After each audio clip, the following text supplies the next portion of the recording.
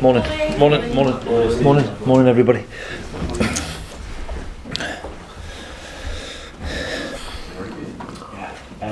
Steve, it looks like you're being active again in the window. Is there another one close that you can tell us? Yeah, he's here. He's in the building, which is a good sign.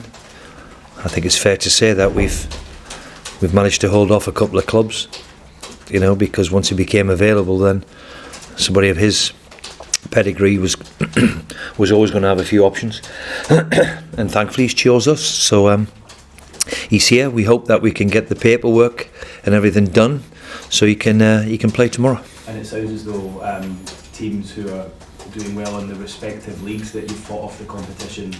Yeah, listen, I'm not so sure of. There was big talk of Leipzig, of course, but I think the idea of coming here and playing in the Premier League his agent was here last weekend, so we've had to be patient, but we're delighted he's here. What can the Newcastle supporters expect from him as a player? Well, he'll give us an extra something going forward. He can play in a few positions, but ultimately he's an out-and-out wide player who can give another something else down the right-hand side. So delighted we've got him. A bit like Bentaleb too, that little bit of quality, and as I've always said, if there's the right one comes available, then we'll try and act. Because you've got a few right backs who've played right wing back. Do you expect? Well, Emil, unfortunately, he's going to miss the next 6 weeks. He battled on violently the other night, but it was a bad challenge he came under, and he's done his ankle ligaments. Flo picked up a groin injury, scoring either the first one or the second one the other night. So it's in addition to the squad, which at the end of the day we've lost another two on Tuesday night. So the two lads who've come in can give the whole squad a lift, but just by the presence of being in and around the squad. Yeah. So are you hopeful of having both of them then available for Yep. I hope both of them can both make the debuts. Yeah. Yeah. How pleased are you with the backing that you're having from above? Well, look, a lot's been said and a lot's been speculated about Newcastle because that's the way it is here, But as I've said, from the moment I've walked through the door, I've had nothing but support. So, and here's another couple of signings, and we hope we're not finished yet. We hope we're not finished yet, and if the right one is still becomes available, then we'll try and act, because we are in certain areas still a little bit short with the problems we've got. Obviously the one glaring position is left back or left wing back. Yep. Is there any interest in Danny Rose from Spurs? I think you know me by now. It'd be wrong for me to sit and talk about other people's players, but look, he's a quality player and a class actor, kid, so whether it's possible, who knows. Is that position now your priority? Well, it's not. It was never a priority until last week. So it just goes to show, it's difficult in that respect, because Jetro in particular was doing very, very well for us, very, very well. So we're totally disappointed of what's happened there, and of course, thankfully, Matt Ritchie's got himself available. And as I keep saying to you, unless the right one comes along, then we'll get on with what we've got. And if there's something that can improve us, we'll try and act. You've pretty much had to muddle through the last few weeks in terms of players, like you're saying, Richie coming back just in the nick of time. Will it be nice once you're able to actually make choices and changes again? Well, I think if we get over the weekend and then we get over the Norwich game, that 2-week break that we've got is really important to us. We've still got too many carrying knocks, and when they're coming back from injury, the last thing you want to be doing is playing 3 games in a week again. So we've tried to muddle through. Fair play to the squad. I have to say it's been ravaged, and they've stuck at it and stayed with it and played people out of position, and I think that shows a bit of spirit amongst they've got themselves, which to be fair has shone in the last few weeks. In terms of your other knocks or niggles, how's Joe Linton? Joe's fine, we think. His is a kick which he had on his ankle, so we think he's going to be okay. We had 1 or 2 tired bodies, of course, but he should be all right. Andy Carroll? Saturday maybe too quickly. Can we see Alan St Maximin return? Yes, he'll be involved. We've let him just recover from last week. I think it would have been too much to ask him to play 2 games in 48 hours after being out for so long. So he looks okay. So he'll be in contention as well. And just finally from me, we've seen some crazy stuff from your team in the last few weeks. In the last week in particular, you talk about the spirit. You can see the mentalities. Well, look. I mean, listen. You know, I think it's the spirit of them has been there. You can't fault them for their effort and their endeavour, and they don't give up. And of course, we've ground out a couple of results, which has shocked a few people like us all. But we'll take it because of their attitude and the hard work they put in. Then maybe sometimes they deserve it. Cheers, Steve. Thanks. Steve, obviously so frustrating about Florian and Emil. Are there any of the others that have been out that are close to... Not that I know of today, but I've just got up out of bed, so I hope not. But it's quite remarkable. I don't think I've ever known anything quite like it. I think I said that 2-3 weeks ago. At this moment in time, I think we've still got probably 10, 11, 12 missing, which when you think 3 of the 25-man squad is goalkeepers, then it just shows you what the attitude of them, the way they've carried on. As I said, playing people out of position, centre halves playing in midfield players playing centre forward, and they've still managed to get a couple of results. So we look, and we've got the 2 new lads. Hopefully that'll give the squad a boost, and they'll look forward to hoping to make their debuts tomorrow. Obviously you are restricted by injuries then in terms of selection, but will you go as strong as you can again for this? Yeah. Look, I've just been told it's a full house. It's quite remarkable. 5th round of the FA Cup, no disrespect to Oxford, we've got 52,000, which is quite unbelievable. So I'll play as strong as I can and try and get into the next round. I said that from the moment I walked through the door, and as I said, who knows? Can we go and have a cup run? We've got a wonderful opportunity. We've got to respect Oxford for what they are, and they turned us over a couple of years ago handsomely. So, and as we've seen last night, in the Cup, the FA Cup, so we must guard against that, but it's a wonderful opportunity to get through. Are those crowds, in a way, do you feel a response to the fact that you said right at the beginning you would take the Cup seriously, and you've done that with your team selection? Is that a response to your actions as well?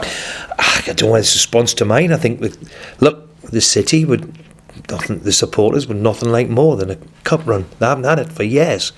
We haven't been past the 5th round since 2004 or whatever, so it's quite remarkable. So I think they would enjoy a cup run. So let's see if we can get past it and be in the last 16, and that would be great. And what would it mean to the owner to reach the 5th rounds under his tenure? Well, somebody told me that he's never been past the 5th round, so I would presume they would be quite pleased. Look, it's not everybody's priorities, but I think I've been proved right in the respect of where Newcastle sit with it. We're not going to win the Premier League, so what can we win? We're a Premier League team who could win the FA Cup. We know we've got to get a couple of draws, be nice to us and kind to us, but we're capable, and that'll not change. And do you get the sense that there is the verge of history being made? Well, I don't say history just yet, come on. Not yet. We've got a wonderful opportunity to get in the last 16. Let's try and grasp it and see if we can get in the hat on Monday morning. And just finally on Oxford, obviously they've beaten West Ham in the Carabao Cup, performed well against Manchester City in the quarter-finals. As I've always said, it's the beauty of the FA Cup, and the lower club will always raise their game, and for one game in particular they can play at the level that we can play at. We hope that we can play at our maximum, and the one thing we'll have to match is their work rate and their endeavour, and because if we don't, then if we take them lightly, then you come unstuck. And we've seen it many times over the 100 years the FA Cup's been going, and in this country in particular we love the underdog, so we'll have to be wary of that and perform. If we perform well, then I'm quietly confident. There won't be many people who are supporting the underdog at St James's Park, though. No, well, I think they're bringing 3,750 or something, so it's their big day too, and they've had a couple of big results against Premier League teams in the Cup over the last couple of years, so we know it's never going to be easy. It never is. You're talking about the resilience of the squad earlier and that never say die attitude, which is so important. Do you think it's been partly generated because of all the injuries that we've suffered and the squad kind of thought? Well, I've never known quite like it, the 3-4 games in terms of the last couple of results we've got. The one against Leicester, the game against Leicester when we lost 4 players, it could have been 5 players in 15 minutes.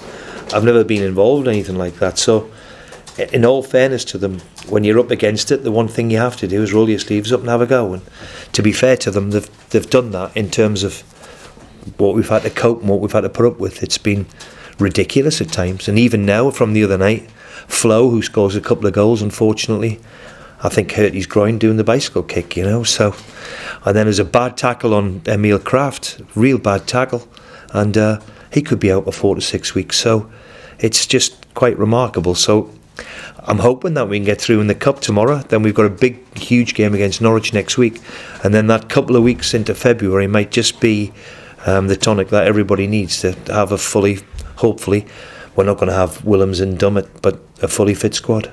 We use the word unbelievable a lot when we're talking about sport, but that result the other night was... Yeah, it was quite unbelievable, yeah. I mean, has it kind of really something?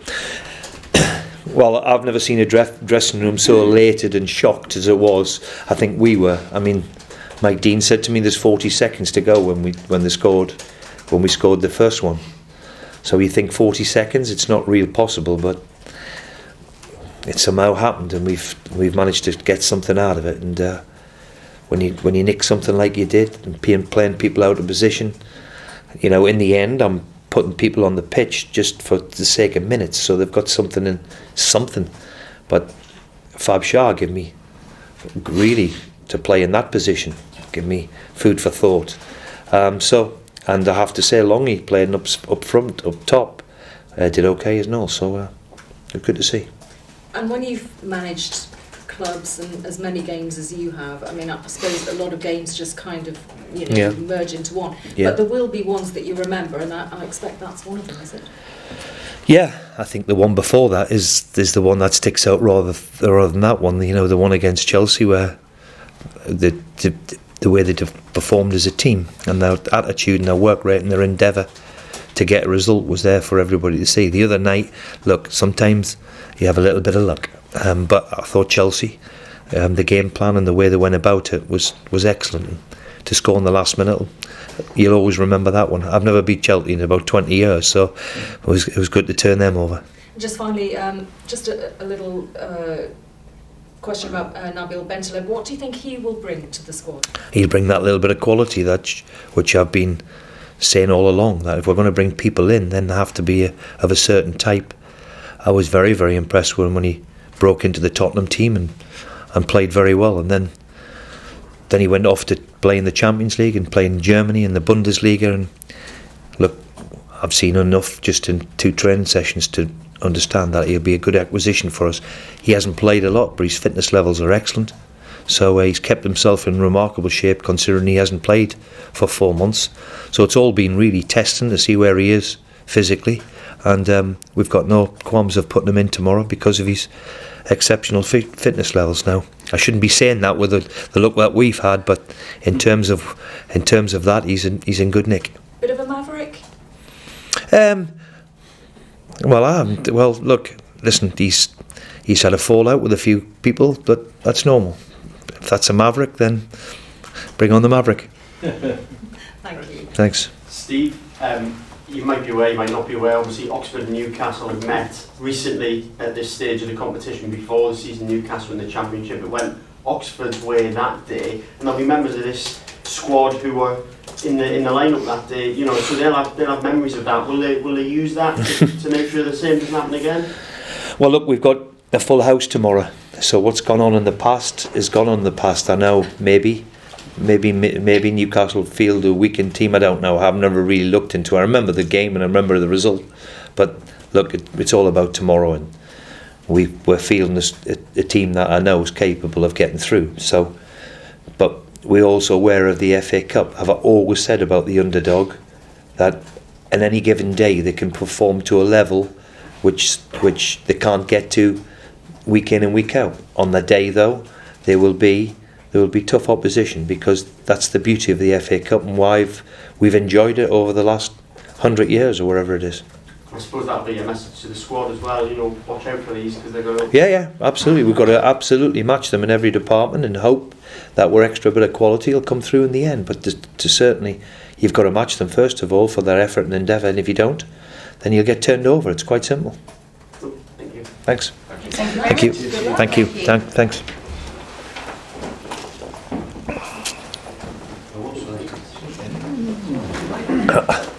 Hi, son. You been late?